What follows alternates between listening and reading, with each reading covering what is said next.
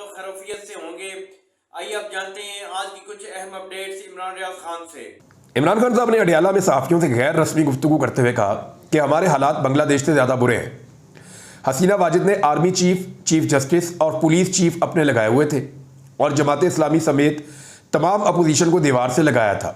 ये सारी चीज़ें पाकिस्तान में भी हुई हैं और हो रही हैं। इलेक्शन से पहले 9 मई के नाम पर हमारी पार्टी पर क्रैकडाउन किया गया। जिन्होंने 9 मई की फुटेज चुराई उन्होंने ही 9 मई किया। हमारी आधी लीडरशिप को पकड़कर जेल में डाला गया और आधी लीडरशिप अंडरग्राउंड हो गई। बाकियों से वीगो डाले के जरिए पार्टी छुड़वा दी गई। चीफ जस्टिस और इलेक्शन कमीशन मिले हुए थे। आर्मी चीफ ने इनकी सपोर्ट की थी, लेकिन 8 फरवरी को उनका सारा मंसूबा नाकाम हो गया। मेरे एस्टेब्लिशमेंट से राब्ते का सुनकर इनकी कांपे टांग जाती हैं। हुकूमत ने अगर मखसूस नशिस्तों का फैसला नहीं माना और चीफ जस्टिस को एक्सटेंशन देने की कोशिश की तो हम एहतजाज करेंगे। बांग्लादेश में जब लोग बाहर निकले तो फौज ने अपने अवाम पर गोली चलाने से इनकार कर दिया। हसीना वाजिद ने तालिब इल्मों पर जो जुल्म किया वो बैकफायर हो गया। बांग्लादेश और पाकिस्तान के हालात मुख्तलिफ नहीं है। जुल्म के बावजूद 8 फरवरी को हमारी पार्टी जीती। इस वक्त पीटीआई के साथ 90% अवाम है। उन्होंने इलेक्शन में बड़ा फ्रॉड किया। अब इनको खदशा है कि हल्के खुलेंगे तो इनकी सारी चोरी खुल जाएगी। ये इसलिए ट्रिब्यूनल में अपने जजेस को बिठाना चाहते हैं। उनको मालूम हो गया है इतना बड़ा फ्रॉड छुप नहीं सकता। मखसूस नशिस्तें हमें नहीं दे रहे। रावलपिंडी के साबिक कमिश्नर ने कहा था कि 70 हज़ार से जीतने वालों को हरवाया गया। पहले उन्होंने 2 सूबों में इलेक्शन ना करवाकर आईन की खिलाफवर्जी की है और अब सुप्रीम कोर्ट के फैसले पर अमल दरामद ना करके दोबारा आईन शिकनी की जा रही है। मैंने कभी पार्टी को स्ट्रीट मूवमेंट के लिए नहीं कहा, गलियों मोहल्लों के अंदर मैंने तहरीक चलाने के लिए कभी नहीं कहा। 9 मई से कबल भी पुरअमन एहतजाज की कॉल दी थी।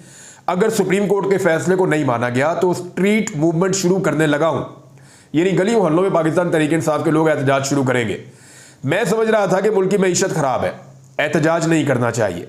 मौजूदा हुकूमत 2/3 अक्सरियत को कायम करके आइन में तब्दीली करना चाहती है ताकि दोबारा काजी फायद ईसा को चीफ जस्टिस तैनात कर सके। कौम इंतजार कर रही है, लावा पक चुका है, सिर्फ एक तीली की जरूरत है, सब तबाह हो जाएगा। ये जो मर्जी कर ले, पाकिस्तानी फौज अवाम पर गोली नहीं चलाएगी। मैं इनको खबरदार कर रहा हूं, खौफ का बुत टूट चुका है। अब लोग जेलों में जाने और जान देने को तैयार हैं। हमारे पास साइफर की शक्ल में अमेरिका के खिलाफ FIR मौजूद है। मुझे नहीं पता हसीना वाजिद के पास क्या मालूमात है। एक सवाल हुआ तो इमरान खान साहब ने जवाब दिया कि इलेक्शन कमीशन ने फ्रॉड किया है। हम इससे उम्मीद करेंगे वो इंसाफ देंगे। हमने इसीलिए स्टे ले रखा है, सुप्रीम कोर्ट के फैसले रोकने के लिए। उन्होंने इलेक्शन एक्ट में तरमीम की है, आइन में भी तरमीम करके 2/3 अक्सरियत हासिल करना चाहते हैं। चक्कर यह है कि काजी साहब की एक्सटेंशन वाला मामला है। देखिए, अगर काजी फायद ईसा साहब को एक्सटेंशन नहीं मिलती तो इस हुकूमत का डांगी निकल जाएगा। तहरीक इंसाफ के खिलाफ जो कुछ भी हो रहा है वो फिर इस तरह आज़ादी के साथ किया नहीं जा सकेगा। फिर अदलिया के अंदर से जो एक सपोर्ट मिल जाती है वो सपोर्ट नहीं रहेगी मौजूदा हुकूमत के पास, मौजूदा सेटअप के पास या निज़ाम के पास। तो काजी फायद ईसा साहब ने बड़ी फ्लेक्सिबिलिटी शो की है पाकिस्तान तहरीक इंसाफ के खिलाफ कि ठीक है, इंसानी हकूक़ की खिलाफ वर्जियाँ तो होने दो, औरतों को उठा के अंदर डालते हैं तो डालने दो, जुल्म करते हैं बच्चों पे, बर्बरियत होती है होने दो, चादर और चार दीवारी का तकद्दुस पामाल होता है तो होने दो, लोगों के कागजात नामजदगी छीने जाते हैं होने दो, लोगों को अगवा किया जाता है, जबरी गुमशुदगियाँ होती हैं होने दो, लोगों को प्रेस कॉन्फ्रेंस करवाई जाती है ज़बरदस्ती होने दो, वफादारियाँ तब्दील करवाई जाती हैं होने दो। काजी साहब ने ऐसी बहुत सारी चीज़ें होने दी जो नॉर्मली कोई भी बनाना रिपब्लिक के अंदर भी कोई अदलिया ऐसी चीज़ें नहीं होने देती, लेकिन उनके दौर पे बहुत सारी ऐसी चीज़ें हुई हैं और ये एक स्याह दौर के तौर पे याद रखा जाएगा। मैं कह रहा हूँ कि रखा जाएगा तो रखा जाएगा इंशाल्लाह। लेकिन दूसरी जानिब आप एक और बात देखें, क्या सुप्रीम कोर्ट ऑफ पाकिस्तान आईनी इदारा नहीं है? वहाँ पे 2 जजेज अपने इख्तलाफी फैसले में लिखते हैं कि जी फैसले पर अमल दरामद नहीं होना चाहिए गैर आईनी फैसले पर। मामला यह है कि सुप्रीम कोर्ट ऑफ पाकिस्तान क्या आईनी इदारा नहीं है? क्या उसका फैसला एक आईनी इदारे का फैसला नहीं है? क्या उसके फैसले के ऊपर अमल दरामद नहीं होना चाहिए? अब तक सुप्रीम कोर्ट ऑफ पाकिस्तान के फैसले पर अमल दरामद नहीं किया इलेक्शन कमीशन ऑफ पाकिस्तान ने, लेकिन इन 3 सीटों के मामले पे आप देखिएगा ये रातों रात अमल दरामद करेगा इलेक्शन कमीशन ऑफ पाकिस्तान। आप गौर कर लीजिएगा, पाकिस्तान तहरीक इंसाफ की सीटें उनको वापस नहीं दी अभी तक, लेकिन ये 3 सीटें फौरन PMLN को दे देगा इलेक्शन कमीशन। मैं आपको बता रहा हूं, एक आधे दिन में आपको खबर भी मैं दे दूंगा कि कितनी तेजी से वो सुप्रीम कोर्ट के ये वाले फैसले पर अमल दरामद करेगा। और काजी फायद ईसा साहब की कैसी किस्मत है, वो जब भी कोई फैसला करने लगते हैं पहले ही सबको पता होता है वो क्या करेंगे। यानी सबको पता होता है इनका फैसला इमरान खान के खिलाफ और नवाज शरीफ के हक में आना है। देखिए, मखसूस नशिस्तों वाला मामला जो है ना, पहले आप सुन लें कि वो गले पड़ा हुआ है। जस्टिस मंसूर अली शाह साहब ने बहुत क्लियरली ये कह दिया कि सुप्रीम कोर्ट ऑफ पाकिस्तान के फैसले पर अमल दरामद के अलावा इस वक्त हुकूमत के पास कोई दूसरा ऑप्शन मौजूद नहीं है। हुकूमत को हर हाल में सुप्रीम कोर्ट ऑफ पाकिस्तान के फैसले पर अमल करना पड़ेगा, और अगर नहीं करना तो कानून बदल दें आप, आईन बदल दें आप, और आईन बदलने के लिए उनके पास 2/3 अक्सरियत नहीं है। देखिए, गौर कीजिए, अगर आईन बदलना है तो ये जो फैसला है ये हुकूमत के हक में होना चाहिए। अब फैसला हुकूमत के खिलाफ है और फैसले को ना मानने के लिए आईन बदलना है। मामला यह है कि आईन तो वो बदल ही नहीं सकते जब तक फैसला उनके हक में नहीं आता, और फैसला उनके खिलाफ आ चुका है। फैसला खिलाफ आने की सूरत में उनके पास 2/3 अक्सरियत नहीं है, अब वो आईन को तब्दील नहीं कर सकते। तो फिर अभी जो मौजूदा आईन है उसके मुताबिक तो उन्हें फैसला मानना पड़ेगा, और ये बात जस्टिस मंसूर अली शाह साहब ने बहुत क्लियरली कही। लेकिन हुकूमत जो है वो एक तसादुम की फिजा बना रही है, जैसा कि राणा सनाउल्लाह साहब जो है उन्होंने स्टेटमेंट दिया कि जी जज साहब को तकरीर नहीं करनी चाहिए और इस तरह की बातें की। उन्हें इससे पहले जो जजेस की तकारीर है वो याद नहीं है? क्या इफ्तिखार चौधरी साहब जाके तकारीर नहीं करते थे? क्या कादी फायद ईसा साहब जाकर तकारीर नहीं किया करते थे? क्या बाकी जज साहिबान जाकर तकारीर नहीं किया करते थे या बातचीत नहीं करते थे? तमाम जजेस आइन और कानून के दायरे के अंदर रहते हुए बातचीत करते हैं। अभी थोड़े दिन पहले अतरुल्लाह साहब को अमेरिका में बुलाया गया, वहां भी उन्होंने बार के मेंबर के साथ खिताब किया है। वहां उन्होंने बताया कि एक्चुअली पाकिस्तान के एक जज के तौर पे वो किन चीज़ों पे बात करना चाहते थे वो उन्होंने बताई।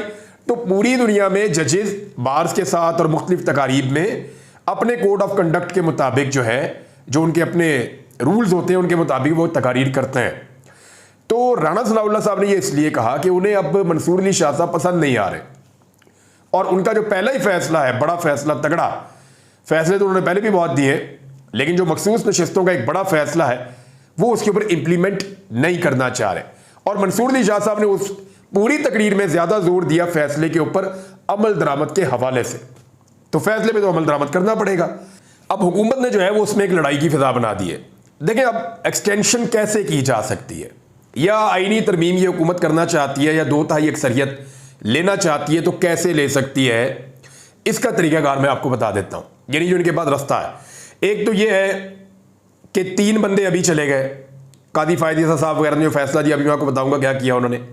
तो 3 बंदे चले गए, PMLN के नंबर और बढ़ गए, तो हुकूमत की तादाद बढ़ती जा रही है। अब इन 3 बंदों के साथ एक आधी मखसूस नशिस्त भी चली जाएगी, तो 4 हो गए।